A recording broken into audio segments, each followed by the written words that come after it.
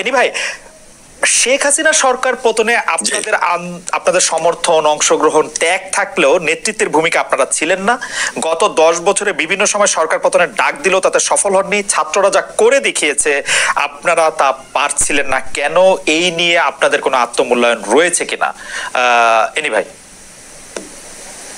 জি, ধন্যবাদ খালেদ মহিউদ্দিন আপনাকে। বিশেষ করে আমাদের বাংলাদেশের অ্যাডভাইজার নাহিদ, আমি তাকে আন্তরিকভাবে মোবারকবাদ জানাই। যারা শুনছেন, আমি প্রথমেই বলছি, বিগত আন্দোলন সংগ্রামে যারা শহীদ হয়েছেন, গুম খুনের শিকার হয়েছেন, আমি তাদের আত্মার মাগফিরাত কামনা করছি।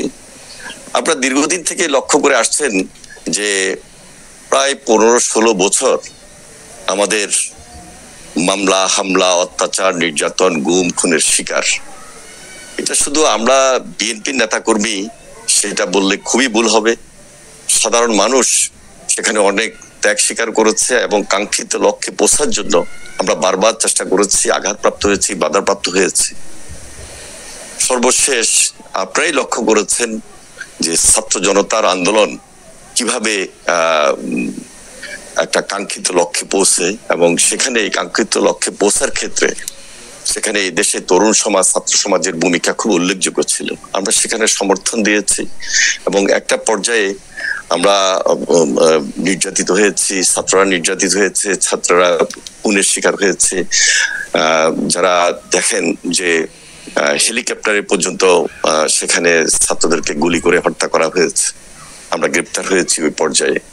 এবং গ্রেপ্তারের পরে এটা 1 আগস্ট বলতে পারেন বা 2 আগস্ট শহীদ মিনার থেকে যখন আমাদের এই ছাত্ররা তাদের কোটা বিরোধী আন্দোলনটাকে আরো গতিতে নিয়ে যায়, এটা সাধারণ ছাত্রদের আন্দোলন ছিল, মেধাবী ছাত্রদের কোটা সংস্কারের আন্দোলন ছিল, বৈষম্য বিরোধী ছাত্র আন্দোলন নামে যে প্ল্যাটফর্ম, সেখান থেকে যখন আহ্বান করা হলো শহীদ মিনারে, সকল রাজনৈতিক দলকে তারা যখন আহ্বান করেছে, সকল রাজনৈতিক দল সেখানে সারা দেশে একত্রিত হয়ে এই ফ্যাসিবাদের বিরুদ্ধে লড়াই করেছে, সংগ্রাম করেছে।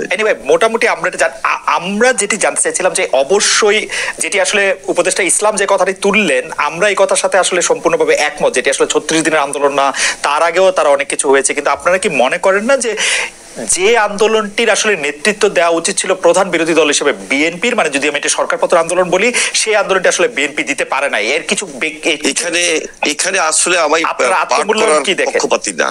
জি জি, আমি কেন পার্ট করব? এখানে ছাত্ররা বলতে আমরা তো একসঙ্গে মিলেই এই ফ্যাসিবাদের বিরুদ্ধে পুরা দেশবাসী একত্রিত হয়েছি। সুতরাং এখানে ছাত্র যে জনতার যে আন্দোলন, সেখানে আমার ভাইয়েরা নেতৃত্ব দিবে, এটাই স্বাভাবিক। যুবকরা, ছাত্ররা নেতৃত্ব দিবে, এটাই তো স্বাভাবিক। তাদের টার্গেটটা কি ছিল?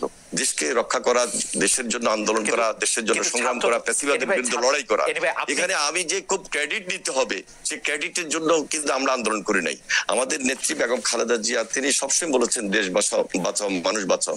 আমাদের তারেক রহমান সাহেব আমাদের সকলকে একত্রিত করার চেষ্টা করেছেন, সকল রাজনৈতিক দল একটা প্ল্যাটফর্মে এসেছে। এরপরে যখন কোটা বিরোধী এই ছাত্র আন্দোলনের নেতৃত্বে যারা এসেছেন, তখনও তাদের সঙ্গে আমাদের সার্বক্ষণিক যোগাযোগ ছিল এবং আমরা তাদের এই আন্দোলনকে এগিয়ে নিয়ে গিয়ে একটা কাঙ্ক্ষিত লক্ষ্যে পৌঁছার জন্য আমরা চেষ্টা করেছি। ইনশাআল্লাহ আমরা কামিয়াব হয়েছি। এখন আপনার কাছে বড় না যে দৃঢ়তা ছাত্র জনতার নেতৃত্বে, মানে এই যেটাকে একটি লিডারলেস মুভমেন্ট নাহিদ ইসলাম বলছেন, সেই লিডারলেস মুভমেন্টে যে দৃঢ়তা তারা দেখিয়েছেন, আপনার কাছে মনে না বারবার সেই রকম একটি বিএনপি ব্যর্থ হয়েছে?